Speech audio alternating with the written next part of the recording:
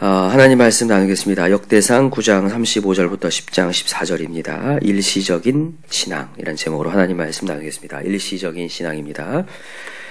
오늘은 사울에 대한 얘기를 하고 있습니다. 사울 왕. 그 사울 왕이 어떻게 되었다는 얘기예요? 죽었다라고 하는 얘기입니다.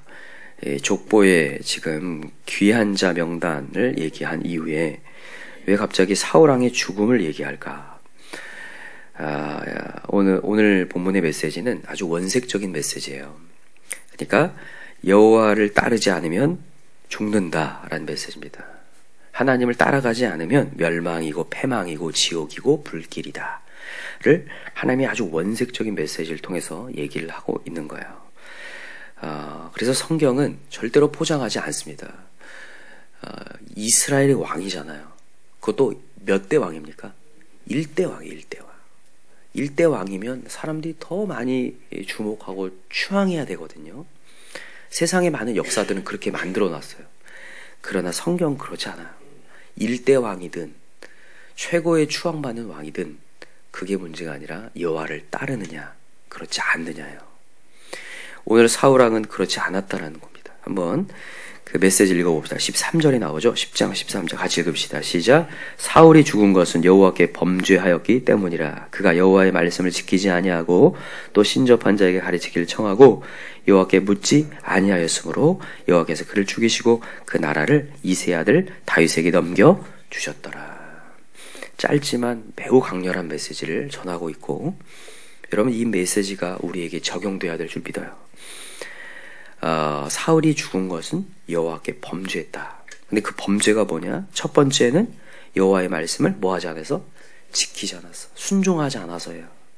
순종이 안 한 게 첫 번째고, 두 번째는 신접한 여자에 찾아갔다. 그리고 누구한테 묻지 않았다?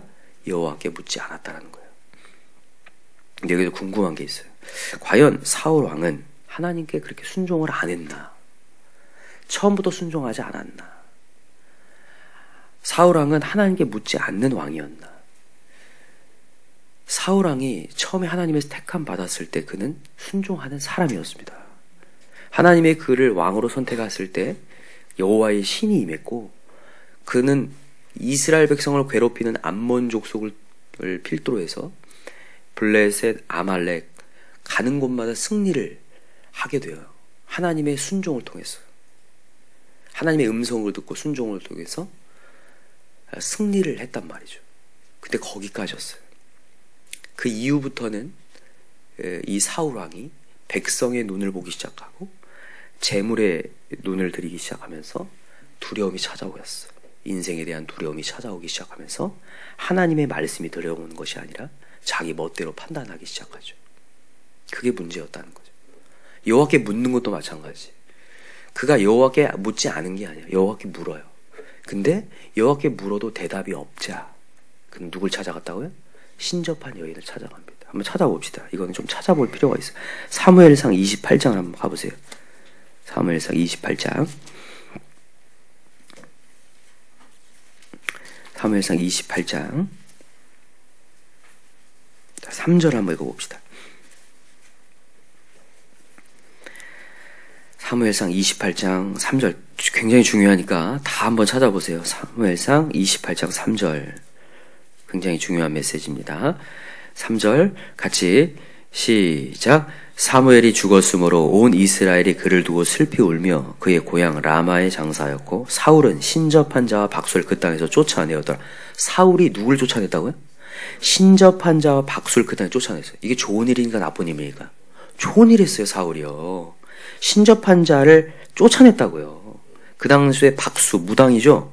무당을 그 땅에서 쫓아냈대요. 자, 근데 문제가 이제 5절이에요. 자, 보세요. 시작. 사울이 블레셋 사람들의 군대를 보고 두려워서 그의 마음이 크게 떨린지라. 사람을 보고 문제를 보고 두려워서 떨었다. 이게 문제가 시작이 돼요. 그 다음 6절 시작.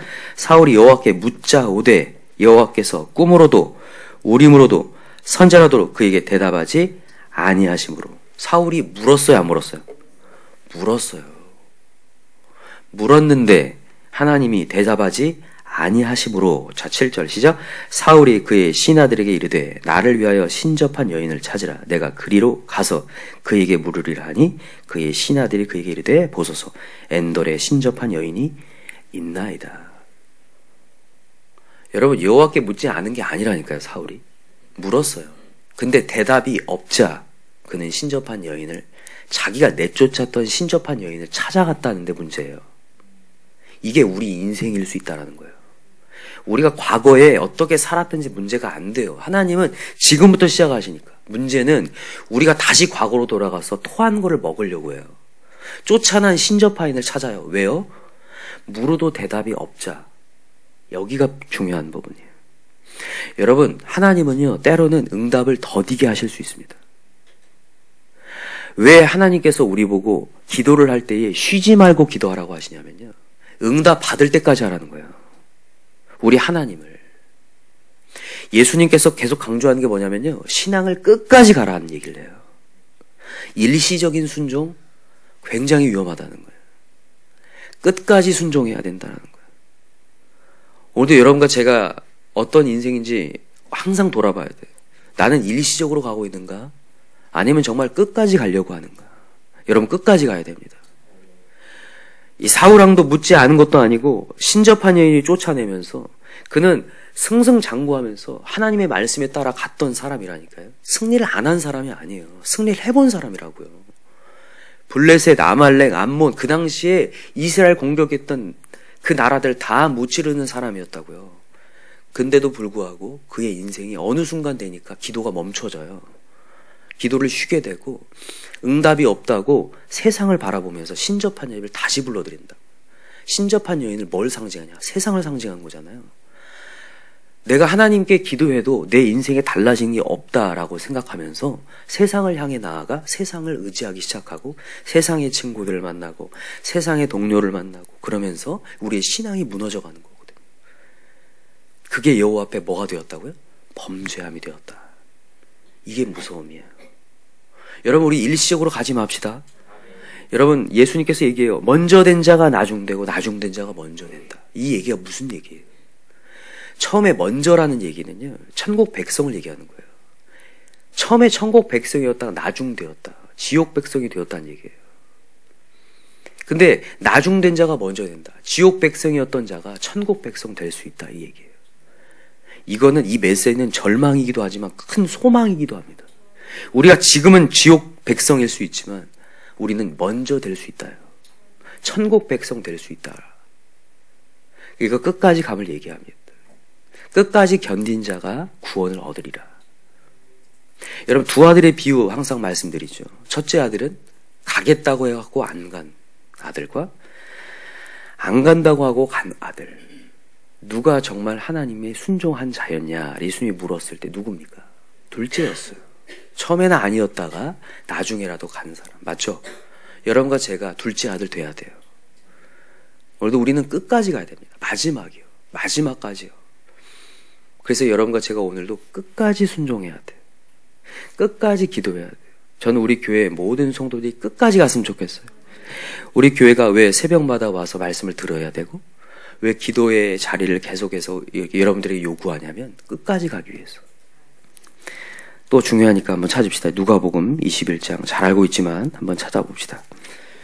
우리 예전에 많이 외웠는데 이 말씀을 다시 한번 여러분 상기했으면 좋겠어요. 누가복음 21장입니다.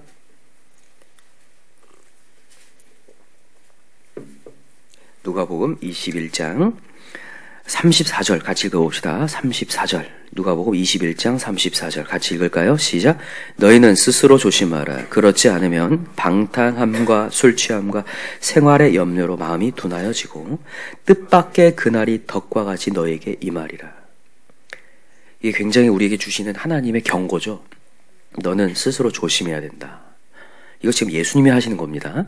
너 조심해야 돼. 그렇지 않으면 네 인생의 방탕함과 술취함과 생활의 염려로 마음이 하나님께 있지 않고 마음이 둔하여져서 어느 순간 덫이 임한다. 덫이 임한다는 게 하나님 관계를 끊는다는 거예요. 덫은 결국은 죽음을 갖고 온 거잖아요. 자, 35절. 이날은 온 지구상에 거하는 모든 사람에게 이 말이라. 이러므로 너희는 장차올 이 모든 일을 능히 피하고 인자 앞에 서도록 항상 기도하며 깨어 있으라 하시니라. 이게 누가 한 얘기라고요? 예수님이 한 얘기예요. 예수님이 우리에게 생명 주셨지만 신앙생활을 유지하려면 너가 항상 기도하고 깨어 있어야 된다. 그렇지 않으면 어느 순간 방탕함과 술 취함과 생활의 염려로 마음이 둔해진다. 그래서 여러분과 제가 오늘도 정신을 차려야 됩니다. 정신을 차리고 깨어서 기도하고 오늘도 넘어지지 않도록, 오늘도 주 앞에 있도록, 하나님을 잊어버리지 않도록 나아가야 돼요. 오늘 사울의 이야기를 통해서 우리에게 원색적이고 굉장히 무거운 메시지를 준 것 같지만 우리에게는 큰 희망의 메시지입니다. 여러분, 말씀이 전해진다는 건 사랑하기 때문이라고 항상 말씀드리죠. 오늘도 말씀 전해주셔서 너가 나를 따르기 원한다. 오늘도 우리에게 말씀을 전해주신 줄 믿어요. 그래서 오늘도 이 말씀을 따라서 여러분 결단하시기 바랍니다. 좀 구체적으로 결단하셨으면 좋겠어요. 우리 교회는 기도하는 교회인데, 기도로 세워가는 교회인데, 여러분 우리 같이 동참하여 기도합시다. 제일 첫 번째는요, 예배 전 기도가 진짜 중요한 것 같아요. 여러분 예배 전에 꼭 기도하셔야 됩니다. 새벽에도 조금 일찍 오셔서 기도했으면 좋겠고요. 특별히 주일날 예배 전 기도를 꼭 하셔요. 그래서 제가 예배 전 기도를 특별히 하는 이유가 우리가 새로 왔기 때문에 하는 기도도 있지만 더 중요한 게 뭐냐면 말씀을 듣기에 방해하는 영적인 세력이 있어요. 정말 그렇습니다. 그래서 그걸 놓고 기도하셔야 돼요. 여러분 예배나 어떤 행사나 하나님이 원하시는 행사를 주관할 때 그 전에 꼭 사단의 역사가 있습니다. 하지 못하게. 그래서 꼭 예배 전 기도에 여러분 조금 더 집중하셔서 몰입했으면 좋겠습니다. 두 번째는 뭐냐면 우리 새벽 기도에 조금 더 주목하셨으면 좋겠어요. 그래서 우리 아침마다 나와서 기도를 포기하지 않고 기도했으면 좋겠어요. 괜찮을까요? 네. 그리고 세 번째는 또 이제 직장이나 학교나 조금 파하고 와서 기도할 수 있는 좀 시간이 되면 좋지 않을까 이런 생각이 들어요. 너무 힘들면 안 되겠지만 여러분 웬만하면 성전에 나와서 또 한번 기도하면 너무 좋을 것 같아요. 베드로도 그렇고 예수님도 그렇고 하루 3번 이상씩 정해놓고 기도하셨거든요. 아무리 바빠도 기도하러 가셨거든요. 그래서 여러분들이 기도를 좀 멈추지 않았으면 좋겠고요. 우리 넘어지지 않길 바랍니다.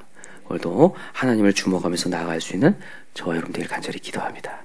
기도합시다. 이 시간에 기도할 때 하나님 오늘도 일시적으로 신앙생활 하다가 무너지지 않기 원합니다. 하나님 오늘도 끝까지 가라고 말씀해 주셨는데 사단 마귀가 어떻게 해서라도 우리를 공격하여서 하나님과의 우리 관계를 끊어놓으려고 합니다. 또다시 세상의 문제 앞에 두려움에 떨게 만들고 기도를 해봐도 응답되지 않는다고 실망스럽게 세상을 의지하게 만들고 있습니다. 그러나 하나님은 계신 줄 믿습니다. 오늘도 찾고 찾는 자에게 만나 주시는 하나님이신 줄 믿습니다. 오늘도 기다릴 때에 하나님이 이삭을 주시는 하나님이신 줄 믿습니다. 끝까지 참고 기다리고 나아가게 도와주옵시고 끝까지 묻게 하여 주옵시고 끝까지 기도의 자리에 있게 하여 주시옵소서. 이 시간에 기도의 사람 되게 해달라고, 정말로 매일마다 기도하는 사람 되게 해달라고, 기도를 조금 하는 것 아니라 1시간 이상씩 기도할 수 있는 기도의 사람 되게 해달라고 이 시간에 주여 3차 간절히 부르고 기도합시다. 주여 주여 주여. 하나님 아버지